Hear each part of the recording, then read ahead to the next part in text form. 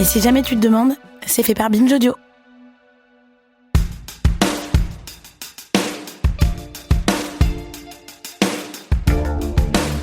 Le feuilleton médiatico-judiciaire Morandini semble s'être arrêté, au moins pour un temps, après quelques folles semaines. Tout au long du mois de janvier 2026, on a suivi le bazar qu'a semé dans la chaîne CNews la condamnation définitive de l'animateur pour des faits de corruption de mineurs, de harcèlement sexuel et de travail dissimulé. Alors que la chaîne avait annoncé que leur chemin se séparerait si Morandini voyait ses peines confirmées, finalement, décision avait été prise de le maintenir en poste. Psychodrame dans les couloirs du groupe Bolloré. Sonia Mabrouk, l'une des stars de l'antenne, claque la porte. Pascal Praud, Laurence Ferrari et même Philippe de Villiers se sont désolidarisés de la décision de conserver leur embarrassant collègue. Bolloré tient bon, et puis patatras, début février, une nouvelle plainte encore pour corruption de mineurs. Morandini annonce se mettre en retrait, décision que s'empresse d'accepter CNews. L'animateur qui a bâti sa carrière sur la fascination pour le sulfureux et le sordide disparaît des écrans après plusieurs décennies de présence dont on va remonter le fil dans cet épisode coécrit avec David Carzon. Je suis Thomas Rozek et vous écoutez Programme B.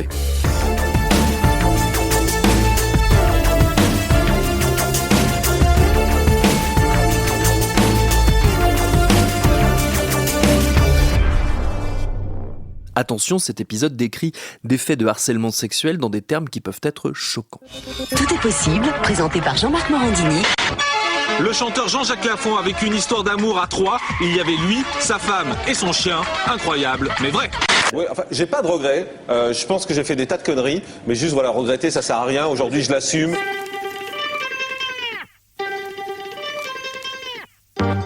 Jean-Marc Morandini a construit sa carrière dans les médias autour d'une seule et unique chose, lui-même.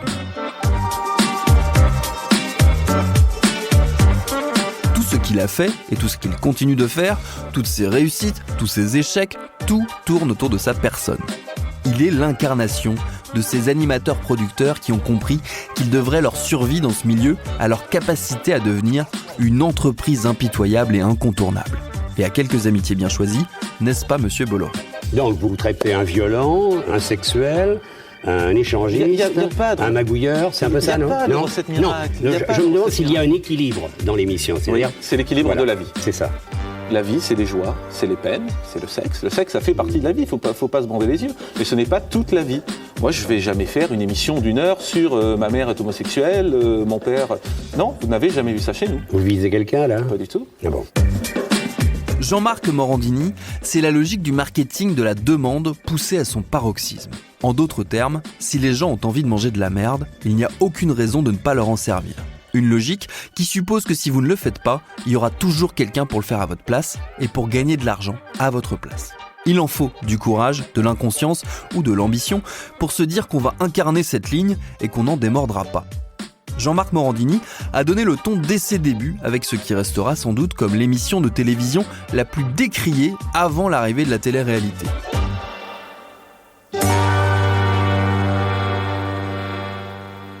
Le jeune journaliste n'a pas 30 ans quand il débarque sur TF1 avec « Tout est possible ». Il a fait ses armes sur la 5, la chaîne de Berlusconi, où il a été envoyé spécial, présentateur de journaux, etc., etc. À TF1, Pascal Breugnot cherchait un jeune présentateur dynamique qui n'a pas peur des gens qui vivent autrement. Breugnot, c'est la papesse de cette trash TV de l'époque. C'est elle qui a lancé Témoin numéro 1, où Jacques Pradel relayait des appels à témoins sur des affaires criminelles, ou encore Perdu de vue, où le même Jacques Pradel lançait aussi des appels à témoins, mais cette fois pour faire se retrouver des gens après des années de séparation. Ou quand les drames personnels sont donnés en pâture à des émissions de grands spectacles. En 1993, Morandini pose donc un pied dans cette télé du reality show et il y mettra toute son âme, au point de l'incarner à lui tout seul et il est vrai, de payer pour tout le monde. Il faut dire que Tout est possible concentre ce qu'il se fait de plus voyeur. On suit en reportage puis en plateau dans un décor ultra simpliste des anonymes au destin hors du commun ou des stars souvent sur le retour avec quelque chose à vendre. Derrière cette expression hors du commun, il faut comprendre qu'on parle d'histoire avec du cul, de l'angoisse et des larmes. C'est pas nous qui le disons, c'est Morandini lui-même. On y trouve donc un homme qui a recouvré la vue et qui découvre sa femme, la vie cachée d'un hermaphrodite, un jockey qui prend de la drogue pour maigrir, des mamies qui doublent des films porno, et ça c'est toutes les semaines. Morandini joue le rôle du journaliste confident dont la volonté de rester ingénu souffre mal de toutes ces questions connotées sexuellement. On peut s'arrêter sur 2 séquences en particulier. La première, c'est l'interview de la mère de l'acteur Patrick Devers, et elle est racontée ainsi par le journal Le Monde. Tout en affichant une certaine innocence, Jean-Marc Morandini n'hésite pas à pousser assez loin sa « recherche » entre guillemets, de la vérité. Il en est ainsi lorsqu'il interroge Mado Morin, la mère de l'acteur Patrick Devers. Il tente de savoir quels sont les éléments qui ont conduit son fils à se suicider. Le cinéma lui a été fatal, répond la vieille dame. Mais l'animateur veut absolument en savoir plus. Il lui faut des noms de vrais coupables. Il a beaucoup souffert de l'abandon d'une femme. Il a mis 7 ans à en mourir. Bien sûr, ce n'est qu'une des raisons de son geste, et je ne veux pas jeter la pierre à cette petite miou-miou. De l'art de manier, le sous-entendu. L'autre séquence restée tristement célèbre, c'est le jour où il reçoit Lolo Ferrari. C'est la première apparition à la télévision de cette jeune femme dont la particularité vendue par Morandini est d'avoir la plus grosse poitrine d'Europe. Elle s'appelle Lolo Ferrari, elle a les plus gros seins d'Europe en silicone. Elle fait du 135 bonnet F, ça fait rêver. Elle sera pour la première fois sur un plateau de télévision. L'attitude du présentateur est plutôt empathique et jamais il ne se moque d'elle ouvertement. Mais on n'a jamais connu un tel moment de malaise à la télévision. La jeune femme vient exposer sa souffrance aux yeux de tous et la seule chose qu'on lui offre, c'est de mettre son âme à nu et de repartir avec cette souffrance. J'ai peur des choses naturelles. En tout cas, sur moi, sur mon corps, il faut que je sois fausse. Bon, si je mets autant de bijoux, parce que j'adore les bijoux, mais c'est aussi pour cacher mes membres. Parce que j'ai peur de mes membres. J'ai peur de mon corps, de la chair humaine, du corps. Je voudrais pas avoir du sang dans le corps. Je voudrais être une caricature, une poupée Barbie. Une poupée Barbie, oui, j'allais dire. Ouais. Après cette émission, Lolo Ferrari deviendra une bête de foire au destin tragique. Devant une telle débauche de voyeurisme, Morandini se fait descendre en flammes dans les médias. Procédé racoleur et voyeuriste, pour Le Point. Exploitation cynique de la misère la plus désespérante et la plus désespérée, selon Libé. Et pourtant ça marche. Le leitmotiv de l'émission, c'est « Ne zappez pas ». Morandini le martèle avant chaque coupure pub. Il faut croire que son pouvoir de suggestion fonctionne, car l'émission cartonne et atteint jusqu'à 50% de part de marché, des scores aujourd'hui quasi inatteignables avec la multiplication des chaînes. L'émission avec Lolo Ferrari sera regardée par 8 millions de téléspectateurs, soit l'équivalent de la diffusion d'un spectacle des Enfoirés sur TF1 aujourd'hui. L'émission dure 4 saisons, et puis un jour, TF1 décide de partir en quête de sens. Elle passe à la trappe toutes ses émissions les plus racoleuses, afin de divertir autrement notre temps de cerveau disponible. Morandini est viré, mais plus que ça, il est banni de la télévision, et il devra se contenter de la radio. Il ne remettra pas les pieds devant une caméra avant 8 ans. Alors il va préparer plus que son retour, sa revanche, et c'est Internet qui sera son arme secrète. Car il faut reconnaître à Jean-Marc Morandini d'avoir senti la puissance du web avant bien des médias. Durant sa traversée du désert post-Tout est possible, il commence par lancer plusieurs sites et ses sujets de prédilection sont les médias, tendance clash, people, buzz. Petit à petit, il se fabrique une image de spécialiste de cette question.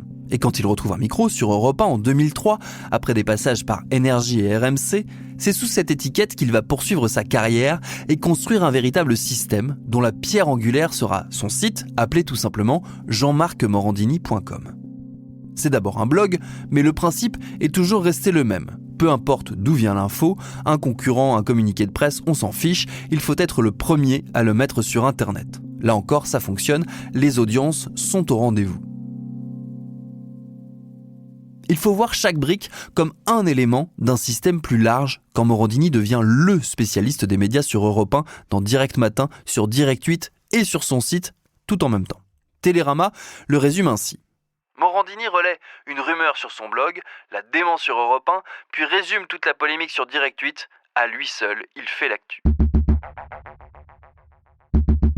Petit problème, il fait l'actu de ses propres patrons. Il clame une liberté de parole totale, mais il reconnaît, toujours dans Télérama, qu'il demande l'autorisation quand il a un scoop sur Lagardère ou sur Bolloré. Il y a une forme de revanche pour lui, à devenir tout puissant après avoir été le bouc émissaire de tout ce petit milieu. Et lui a changé. Il n'hésite plus à attaquer quiconque le critique. Il a d'ailleurs sorti quelques livres vengeurs pour régler ses comptes. Et sur son site, il ne laisse rien passer.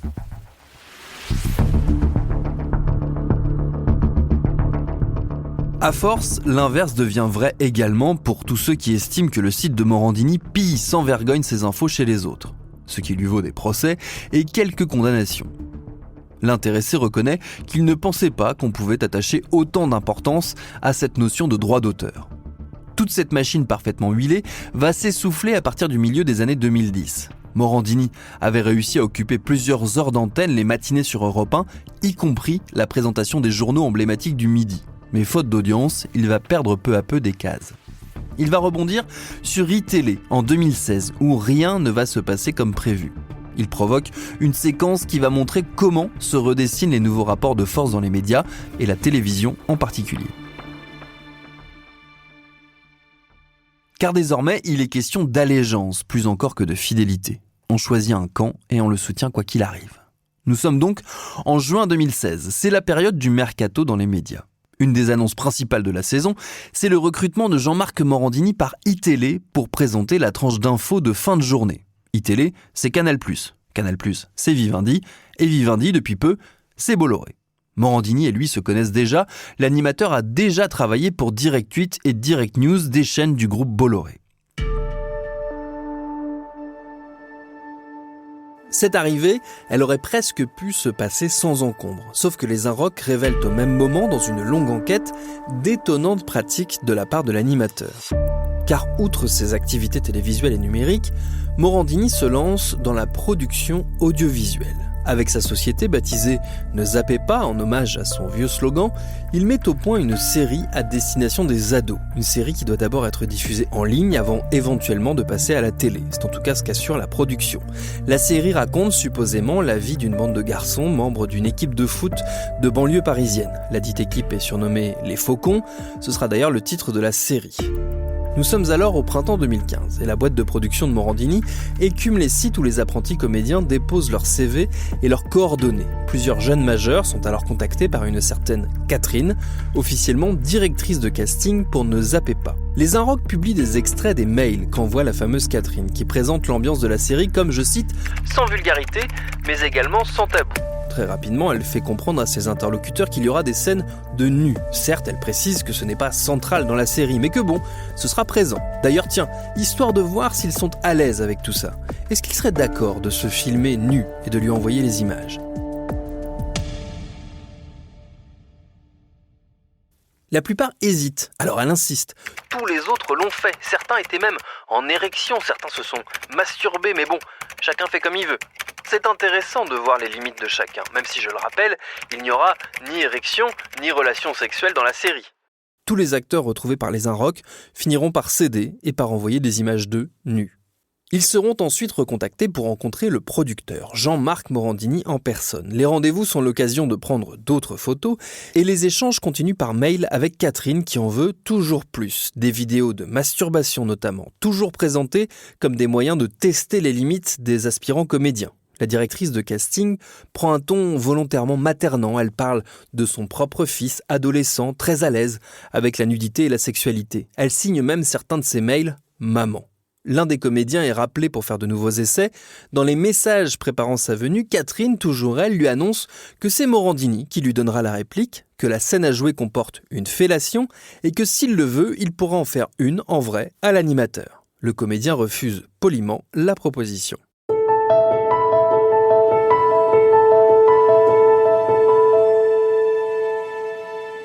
Le tournage des Faucons a finalement lieu à partir de septembre 2015 et jusqu'au mois de février 2016. 4 épisodes sont tournés dans lesquels la nudité est de plus en plus présente et de plus en plus gratuite, au point que certains des acteurs, forcés notamment à se masturber à l'écran, demandent à ne plus apparaître nus et sont donc remerciés.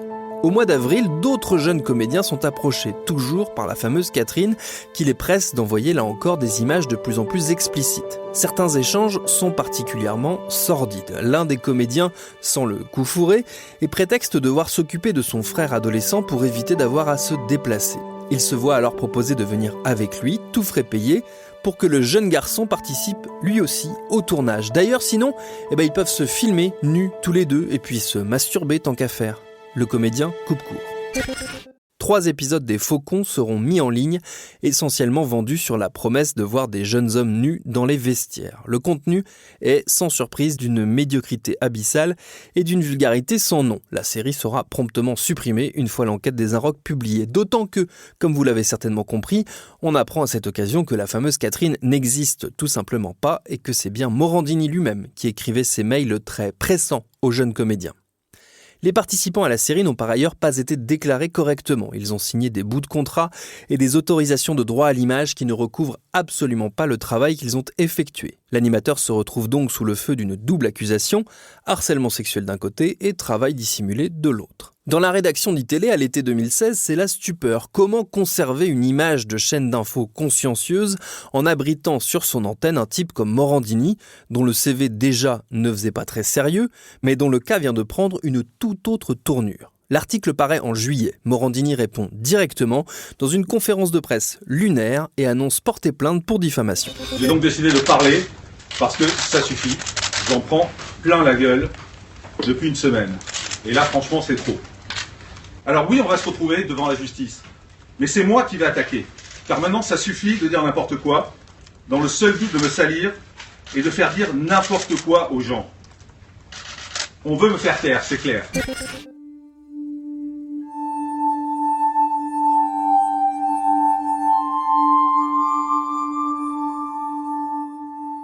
Le problème, c'est qu'au mois d'août 2016, la justice s'empare effectivement de l'histoire, mais pas nécessairement comme l'animateur l'entendait, car les révélations des Inrocks ont poussé plusieurs jeunes hommes à sortir du silence. 3 d'entre eux portent plainte et racontent ce qu'ils ont vécu.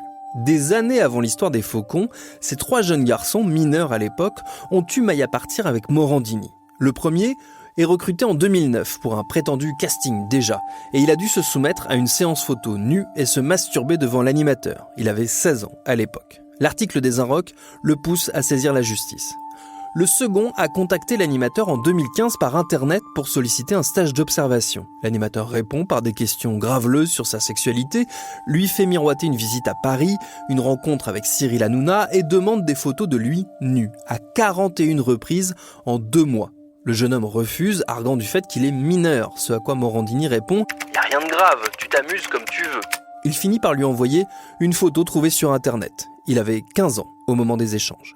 Enfin, le troisième a croisé la route de l'animateur en assistant à l'enregistrement d'une de ses émissions. Morandini l'ajoute alors sur Twitter et commence à l'inonder de messages dans lesquels il lui raconte ses fantasmes à son sujet, tout en le pressant de questions sur ses propres pratiques sexuelles. Le jeune homme a 16 ans, Morandini assurera plus tard ne pas avoir su qu'il était mineur, quand bien même le dossier judiciaire montre des messages dans lesquels le garçon annonce qu'il doit faire une pause dans les échanges, le temps de faire ses devoirs avec sa mère.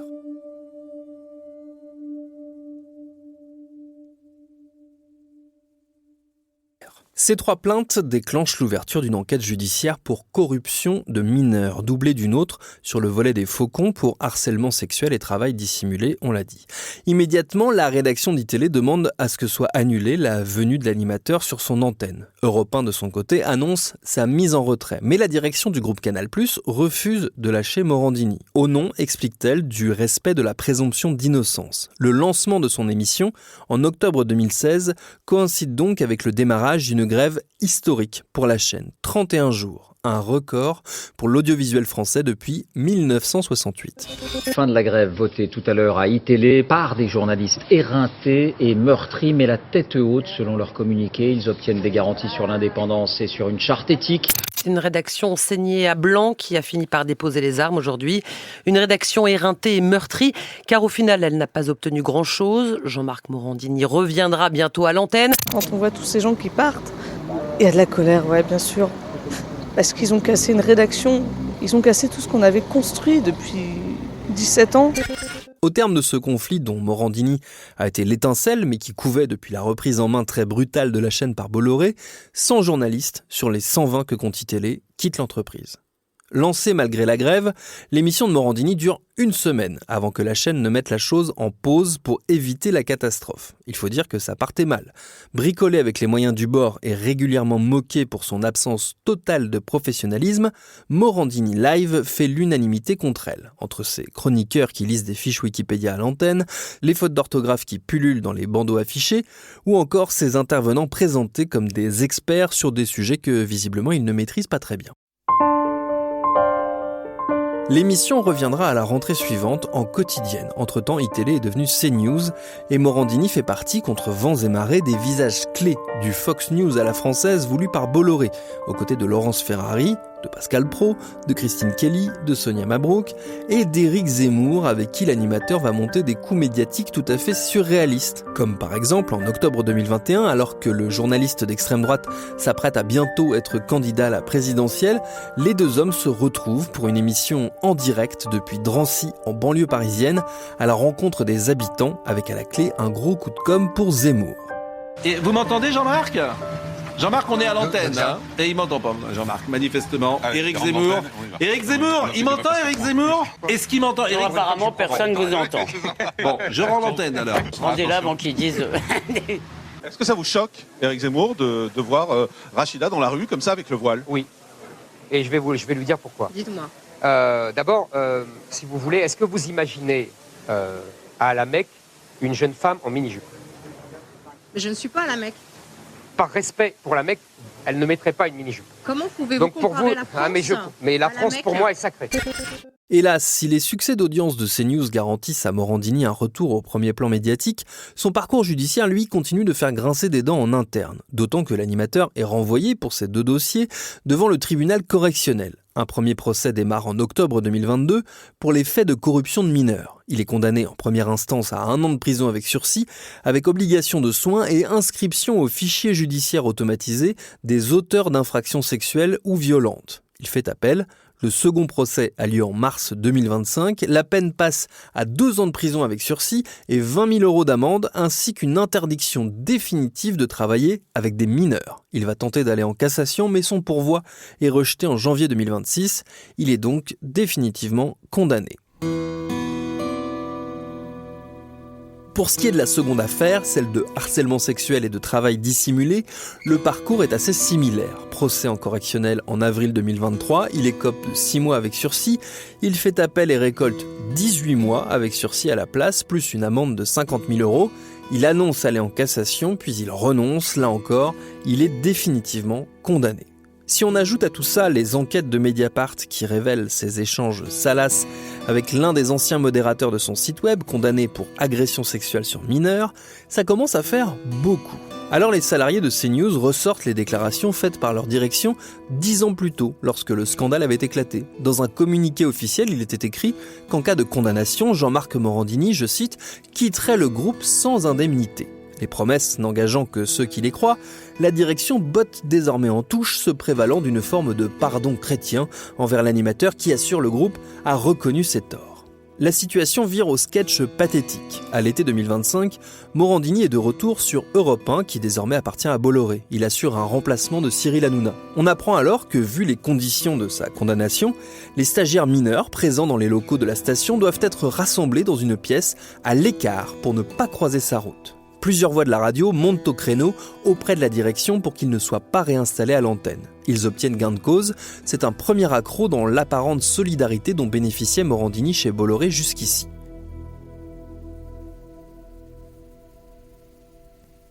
Cette solidarité, elle vole définitivement en éclats en janvier 2026. L'animateur annonce renoncer, on l'a dit, à ses différents recours. Il est donc condamné définitivement. Mais malgré ça, il est maintenu à l'antenne de CNews, soutenu par ses dirigeants. Dans les couloirs de la chaîne, c'est la consternation. Et la situation va déborder sur les antennes. C'est Sonia Mabrouk, donnée depuis partante de la chaîne, qui la première brise l'omerta.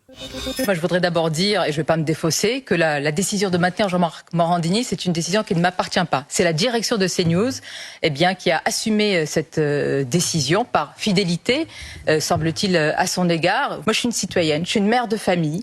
Et je suis personnellement engagée dans la lutte contre les violences sexuelles et sexistes. Je pense ce matin, et comme vous, et avec vous, aux victimes, quelles qu'elles soient, et aux victimes les plus jeunes. Je pense aux mineurs. Moi, les seules valeurs sont les valeurs de respect de chacun, de la dignité de chaque personne. Et je le dis droit dans les yeux, vraiment, de la sanctuarisation de l'intégrité physique et morale de chacun. Ça, c'est pas négociable.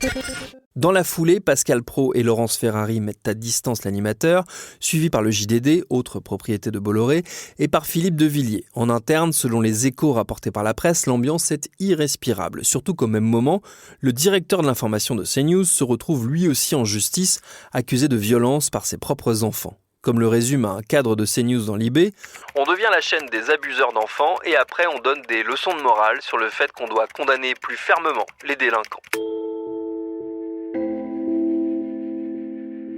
Morandini retrouve le rôle qu'il a tenu au début de la chaîne, celui d'épouvantail destiné à tester l'allégeance totale et absolue des salariés aux décisions de Vincent Bolloré. Mais contrairement à 2016, ça fonctionne très mal, y compris à l'extérieur de CNews. Plus aucun responsable politique, même à l'extrême droite, ne souhaite apparaître chez l'animateur. Les annonceurs fuient les uns après les autres. Sonia Mabrouk, elle, annonce qu'elle démissionne, puis début février 2026, Mediapart révèle qu'une nouvelle plainte a été déposée contre Morandini. À nouveau, il est question de corruption de mineurs. À nouveau, l'ombre d'un procès potentiel se dessine. Morandini finit donc par lâcher l'affaire. Il annonce sa mise en retrait, volontaire d'après lui, départ dont CNews prend acte immédiatement.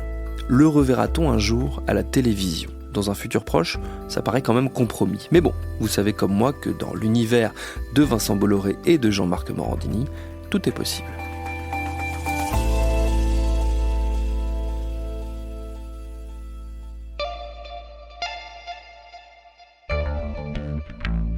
Merci à David Carzon qui a co-signé le texte de cet épisode de Programme B, un podcast de Binge Audio préparé par Charlotte Bex et réalisé par Paul Berthiaud. Tous nos épisodes, les anciens comme les nouveaux, sont à retrouver sur toutes vos applis de podcast préférés. Cherchez-nous sur internet si vous voulez nous parler et à très vite pour un nouvel épisode.